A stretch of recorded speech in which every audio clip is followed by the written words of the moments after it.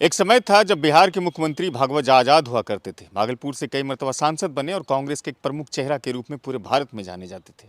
भागलपुर में एनटीपीसी की बात हो या फिर विक्रमशिला सेतु की पुल की बात हो या फिर पुराने एयरपोर्ट की बात हो या फिर अन्य बड़ी योजनाओं या बड़े प्रोजेक्ट की बात हो, तो कहीं ना कहीं भागवत आजाद को ही श्रेय जाता है।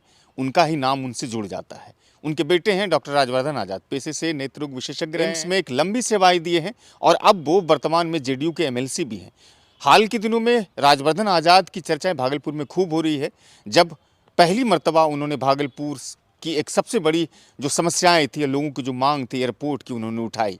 वो पुराने एयरपोर्ट को भी लगातार चलाने की कवायद में जुड़े हुए हैं और सफलताएं प्रगति यात्रा में भी देखने के लिए मिली, जब ये बातें कही गई मुख्यमंत्री की तरफ से कि यहाँ पर ग्रीनफील्ड एयरपोर्ट भी बनेगा और पुराने एयरपोर्ट से हवाई जहाज भी उड़ेगी। इस बातों की पुष्टि कहीं ना कहीं डॉक्टर नवल किशोर चौधरी, जो भागलपुर के एक लोकप्रिय जिलाधिकारी हैं, वो भी करते हैं और उनकी भी मेहनत लगातार चर्चाओं में रहती है। डॉक्टर नवल किशोर चौधरी कहते हैं कि यहाँ से हम लोगों की कोशिश है कि पुराने एयरपोर्ट से कम हवाई जहाज की यात्रा शुरू हो जाए। ग्रीनफील्ड एयरपोर्ट के लिए भी लगातार तैयारी चल रही है। राजवर्धन आजाद की समस्याओं को लेकर के यात्रा यहीं पर समाप्त नहीं हो जाती है। वो कहते हैं कि हमारे पास चाहे भागलपुर की छोटी हो समस्या या बड़ी समस्या हो, हम सभी पर काम करेंगे। चूंकि हमारे पिताजी हमेशा कहते थे कि हम नेता नहीं बल्कि सेवक हैं। पिताजी के पदचिन्हों पर चलते हुए भागलपुर की हर छोटी समस्याओं को हम खत्म करने की जुगाड़ में लगे हुए हैं। पिछले दिनों यतीन्द्र नारायण अष्टांग महाविद्यालय से अस्पताल चंपानगर में आयुर्वेदिक जो कॉलेज है, उसके भी कई लोगों ने उनसे मुलाकात की। तब जाकर के उनकी 5 फरवरी को एक बड़ी यात्रा इसी चंपानगर के अष्टांग आयुर्वेद महाविद्यालय से अस्पताल में हुई। तो सीबी सिंह जो प्रिंसिपल वहाँ, उनसे भरोसा दिलाया और कहा कि इस कॉलेज को जीर्णोद्धार किया जाएगा। तो फिर क्या था, डॉक्टर राजवर्धन आजाद पहुंच गए बिहार के स्वास्थ्य मंत्री मंगल पांडे के पास और पूरी घटना इस कॉलेज से जुड़ी हुई उन्होंने बताई।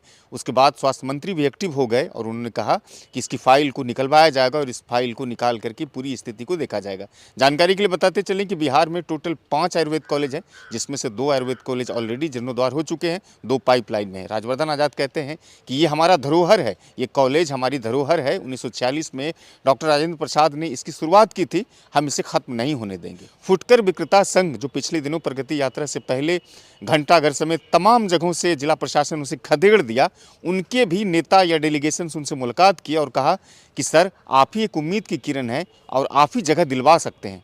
तत्पश्चात जिलाधिकारी डॉक्टर नवल किशोर चौधरी से डॉक्टर राजवर्धन आजाद की एक सुखद मुलाकात हुई और जिलाधिकारी ने इस काम की जिम्मेदारी सदर अनुमंडल को सौंप दी। वो बातें भी और वो काम भी पाइपलाइन में। राजवर्धन आजाद जी ने कहा कि हम आपकी समस्याओं को डीएम साहब के समक्ष रखे हुए हैं। इस पर जो है डीएम साहब भी सहमति दे रहे हैं कि नहीं, फुटकर विक्रेताओं की रोजी रोटी चली गई है तो उनको व्यवस्था हमको देना है। आश्वासन दिया था कि हम इस विषय पे बात करेंगे और रखेंगे बात को। केंद्रीय विश्वविद्यालय की भी बात अगर सफल हो पाई है तो कहीं ना कहीं डॉक्टर राजवर्धन आजाद भी शिक्षा विभाग के जो वरीय अधिकारी थे उनसे वो उन्होंने मुलाकात की और आज केंद्रीय विश्वविद्यालय के तौर पर विक्रमशिला स्थापित होने के लिए जा रहा है। तो कई ऐसी बड़ी योजनाएं हैं जिस पर राजवर्धन आजाद लगातार काम कर रहे हैं।